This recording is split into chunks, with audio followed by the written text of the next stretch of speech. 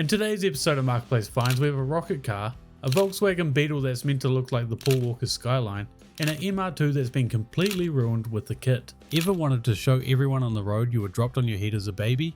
Well, just buy this 2013 Kia Rio that has been cambered out, because nothing says genius like taking a perfectly working car and making it less functional, worse handling, and uncomfortable just for some attention.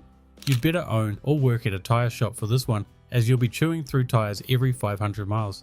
But you already know the owner is going broke from the amount of repairs this thing needs. It is a manual as a bonus, and they are after $4,500 down from $6,000 after the latest owner brought it for only $3,000 and tried to flip it, but everyone knows it's not worth that. Now this is one unique looking vehicle right here, which you'll either love it or hate it. It's a 1939 Dreamliner inspired custom build that has basically been built ground up. Originally it was just the frame of a 1982 GMC. The owner created this crazy custom chassis on top that I think looks great. They also swapped the engine with a 350 4-barrel and a turbo 350 transmission. It even has a tray out the back finished with this nice wood, but still big enough to carry a fair bit. The interior is custom in this yellow, which really matches with the exterior look. The owner is after $12,000, and I honestly think they'll get it, as there were a ton of comments on their post. The majority loving it, but I can understand it's not for everyone, so let us know what you think about it in the comments below. This next nightmare would have Paul Walker turning in his grave, and frankly, I'm tempted to buy it just to take it to the junkyard crusher. As you can see, it's a 2002 Volkswagen Beetle that has been modified to resemble Paul Walker's R34 Nissan Skyline from Fast and Furious. Built on quite possibly the most opposite vehicle that usually has no resemblance or even features, similar to an R34, gives the same energy as having a smart car with the General Lee colours painted on it. The owner is after $4,000 and they are selling it to apparently start a new build, so for the love of God no one buy it. Does this car look familiar to you? Well, you may have seen it on the Huge Car YouTube channel Donut, where they bought this PT Cruiser to infiltrate the weird cult following PT Cruisers have, and then proceeded to build it up with new suspension, rims, exhaust and much more. They even met Jay Leno and showed it off to him. They then put nitrous in the car and got it tuned, making a whopping 228 horsepower on a 130 shot of nitrous for the drag races, which went as well as you'd expect. The price is listed at $1, so you'd have to message to get the real price, so you might want to get in before the other Donut fans try buy it. Now this next vehicle is awesome. Just from the first picture, you know it's a gem. It's a 1968 Volkswagen, nicknamed the Battle Bug, and looks like it came straight out of Looney Tunes. Gone are the days of road rage, as I'm sure no one will want to see if the minigun on top is real or not. Also, the tracks on the rear surprisingly work and aren't just for display, but I do wonder how they drive only having these tiny slits to look out of. The paint and artworks look great, and it'll be sure to turn many heads. The owner is after $25,000, which is a bit more than what I think it's worth, but still a very cool and unique car. From one Volkswagen to the next we have complete opposites, as this one seems to be an extremely rare 1962 Volkswagen Beetle Desert Fox Scorpion version. These were modified Beetles that had the main body swapped out for a fiberglass buggy shell and came about in the mid-60s. They usually come with extra modifications for off-roading, such as better suspension, bigger wheels and tyres, and skid plates for protection, depending on the kit producer. These days they are insanely rare, almost never coming up for sale, or when they do in a terrible state. It's hard to tell if this is an original kit, but considering it's only priced for $6,500, I doubt it is, as I feel like it would sell for more. However, the owner does state it still needs a fair bit of work, so that might be why the price is so low. Now this is a rare car, being a one of 249 Shelby Series 1, the only ground up build designed by Carroll Shelby. This one is in an insane collector spec, not only being signed by Carroll Shelby, but it also only has 526 miles on the odometer. The only thing that would make this car rarer is if it was one of the 1 in 20 that came with the factory supercharger that increased the horsepower to 450 from 320.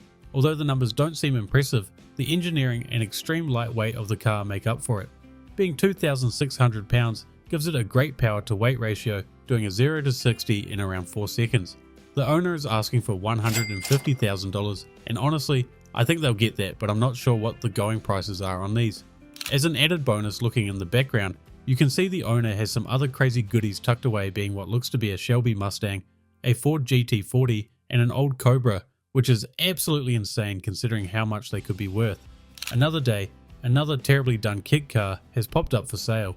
This one is a 1991 Toyota MR2 with a 1994 Lamborghini Diablo Roadster body kit on top. It's got the usual terrible or wrong body lines, missing plenty of parts, and has the classic gaudy fake carbon wrap to match. I honestly can't tell if the camo wrap is supposed to look like that or if it has just faded terribly in the sun. The interior is not only missing the seats, take a look at how they have made the door lock and the mouldings for the back window. In all honesty, the saddest part is that the kit was placed on a factory turbo clean title MR2, which would be worth double what this is without the kit. The owner is after $16,000, and I think we all know they aren't going to get close to that, especially the huge amount of work it needs to get to a finished state.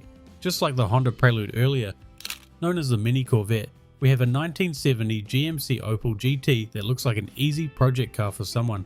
They were designed in Germany and made to rival other sports cars such as the 240Z, but because they were cheaper than most American muscle cars, saw quite a few sales in the US. This one has a 1.9 litre engine, making only 100 horsepower from factory, but to be fair, they only weigh around 2,100 pounds, so they were pretty quick for back in the day. You'd think the headlights were typical pop-up headlights given the year, but they actually roll over instead, which was new at the time. A big issue that plagues these cars is rust, so it's good to see one that appears to have been taken care of, including the paint, which looks to be factory. The owner is after $4,000, and considering it's still running and driving with some minor dash wiring issues, is a steal.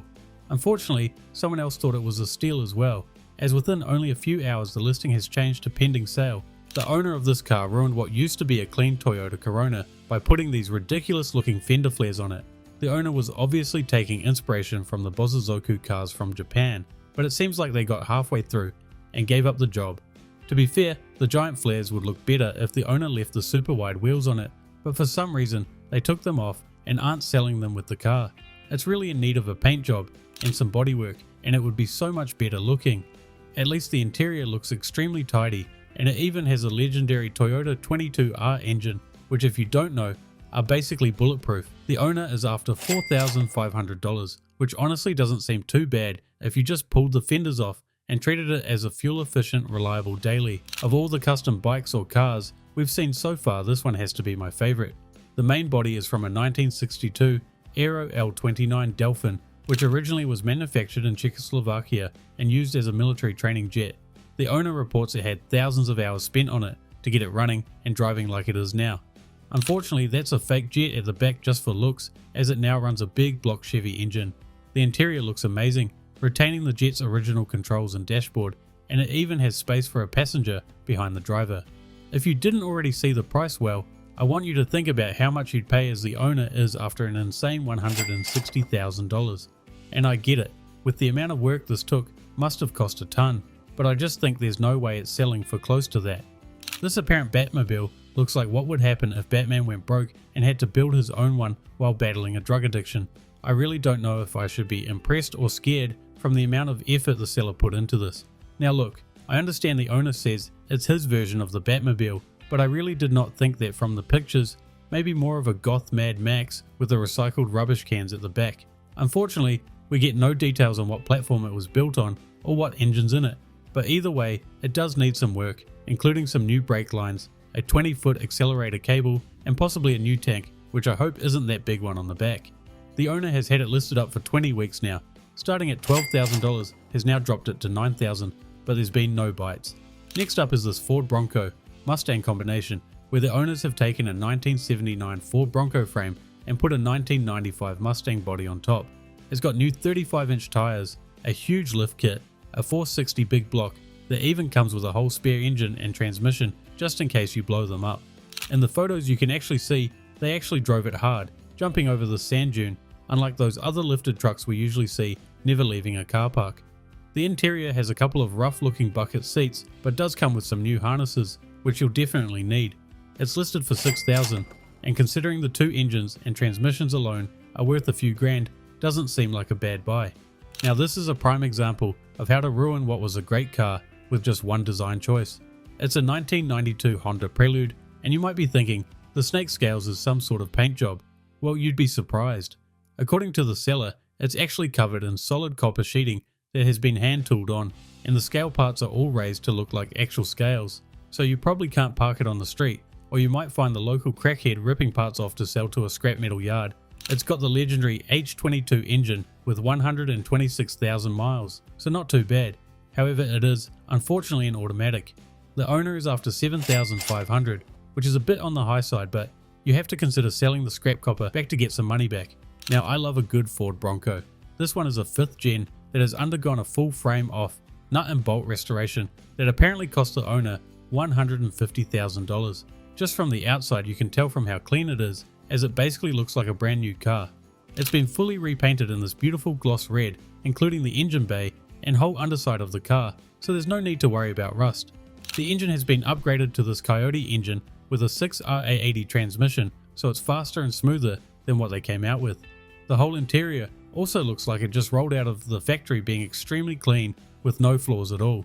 Now this is where the seller lost me and a few other people, where their asking price is a huge $90,000, which I understand considering how much the owner has spent, but I just think there's no way it's worth that much in today's market. At least this next vehicle up for sale isn't trying to hide anything, as they come out the gate with their two first photos showing their 1994 Ford Festiva and a mid-air jump and partial landing, so you already know the suspension is basically ruined from the get-go.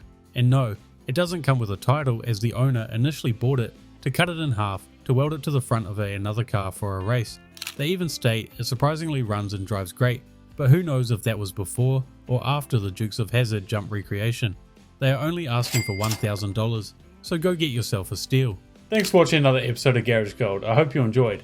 I just launched an Instagram page for this channel, so if you're interested, go follow it. Also, let us know what you think of the cars in the comments below. Thanks for watching. I'll see you guys in the next episode.